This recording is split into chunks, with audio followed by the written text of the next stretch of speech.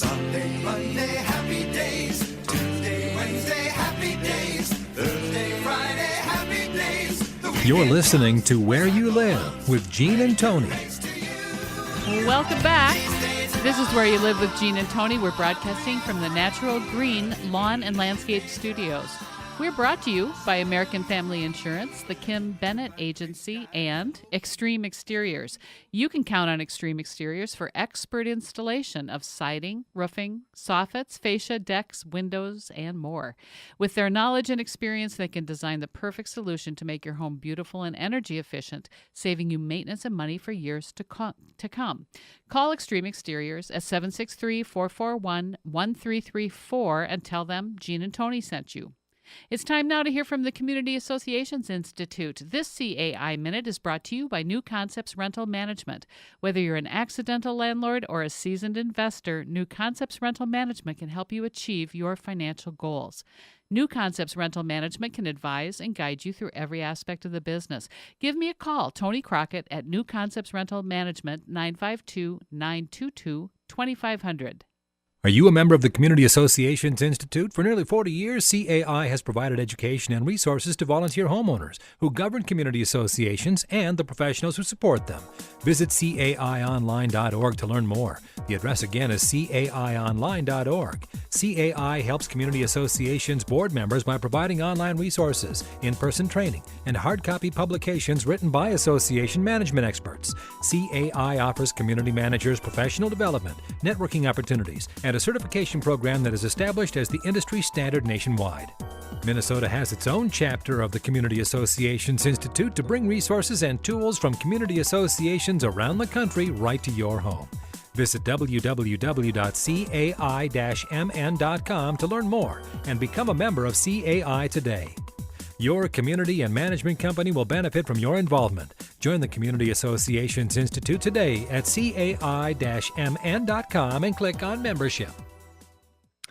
I want to remind everyone we have a hotline. So if, as a listener, you have a question or a comment or a specific topic you'd like us to talk about, call our hotline, leave us a message. That's 952-224-2668, 952-224-2668. You can leave us a message and we'll address it on the next program. Yes, we will. And that brings up my next topic. We do have someone who responded. And this is someone you've talked to before, right? Well, this is from Maria, and we first talked to her last fall. Here's her email that I received today. Hi, Tony. Not sure if you remember me, but I called into your radio show during the state fair last year. So that was last fall, early September. I had questions about my HOA board trying to institute a new, expensive, and highly restrictive rental policy. You asked me to let you know what happened, so I thought I would give you an update. I volunteered for and was elected to the board. Way to go, Maria. I am so proud of her. I mean, that is a really positive step to take. She had an issue. She took steps to be able to make sure she was heard. She said she also hired Dan Greenstein, as I suggested, who reviewed and found that this new policy they were suggesting for rentals was in conflict with the declaration, so it was unenforceable without an amendment to the declaration. She said others on the board are still pushing for rental restrictions. They want to limit rentals to not more than 25% of the units. They want to charge owners renting out their units a substantial damage deposit and an application fee for each new renter. Now, Maria's asking, do you know if these are allowable, these two moves? So she says, thanks so much for your assistance, Maria. She's asking now, I mean, she did. I'm so happy. I'm so proud of her. She took the steps she was able to take. And it's great to see someone who becomes a member of HOA instead of just complaining and saying everybody is the bad guy. You get involved, and she's helping to shape policy for the association. That's right. In a positive way. She got a good attorney's advice about the documents. And so now her entire board knows they're going to have to do an amendment if they want to limit rentals. But old habits die hard, don't they? Well, now they want to, so that when they're talking about amending, I guess, they want to limit rentals to 25% of the units. That's one of her questions. What do you think about that, Gene? Yeah. Well, I don't see any problem with having a limitation placed in an HOA on the number of rentals. I think we've talked about it so many times before. It can be a positive thing to have it at a realistic number that allows for flexibility for people, because people are going to move out because of death, military service, job transfer, and divorce, marriage. And if you say no rentals in a down market, you're just going to be hurting yourself in the HOA. That's absolutely right. And we saw that happen a lot. But you've got to do it correctly, though. Yep. That would have to be part of your amendment, I would say, to your governing documents. Her other question is, can they charge landlords in their association a damage deposit and an application fee? Now, she doesn't say this, but the implication is they won't be charging anyone else. Others, yeah. The damage deposit and the application fee. So what do you think about that? I'm not feeling that. You're not smelling what they're stepping in, as our friend Len says? Oh, yes. No, I think I am smelling what they're stepping in if they were to do that. Yeah. And I mean, we both agree that would be a bad idea. I mean, even I will give them, that they are not doing this out of an intention of wanting to discriminate. Or break fair housing in any way, right? However, one of the things we always talk to people about being careful of is that when you do something that is not consistent in your policy for all, you have the possibility that could arise where someone who is a minority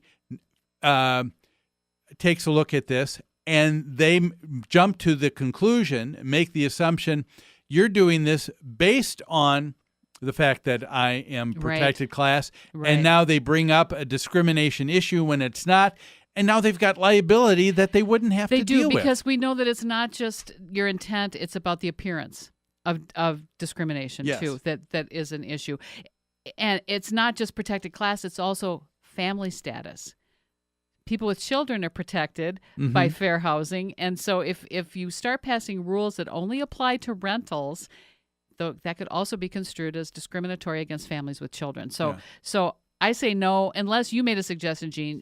It is possible to charge a move-in fee and a move-out fee. Yes.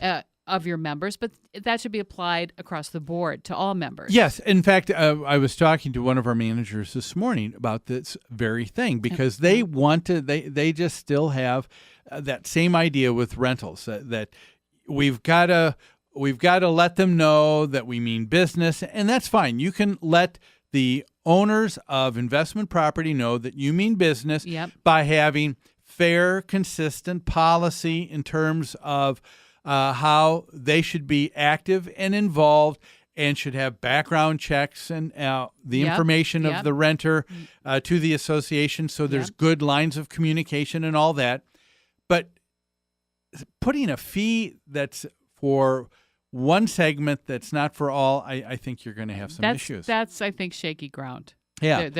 Yeah. But for this case of this property manager with us, she said, I did some thinking, and she said, we don't have a move-in agreement or a move-in fee. And she said, I figured out that if we had a move-in fee, she said, we could replace this fee that they wanted to give charge to the landlords, and it would be the same amount of income for the association, taking care of the issues and concerns of the nicks and having to paint and all that. Yeah. But now you do away with even the hint of liability. That's right. That's a very good solution. Yeah. Because now anyone moving in or moving out, or maybe moving in, pays a fee.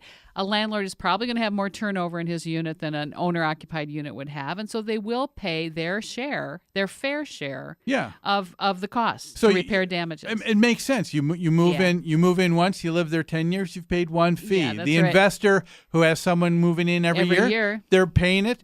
And it would be similar to a consumption tax. And a lot of people, I think, feel that a consumption tax is fair. Is one of the most fair ways. You know, I mean, that's what we have on our taxes for gas. To take, and that goes to take care of our roads. Yeah. The idea is, hey, if you use your truck a lot more, guess what? You're going to be paying a lot more for those services because you're using them more.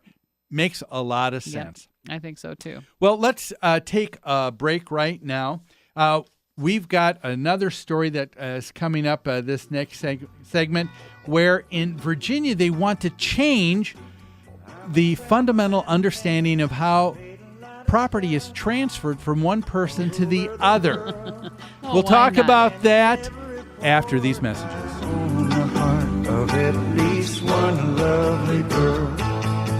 Have a pretty senorita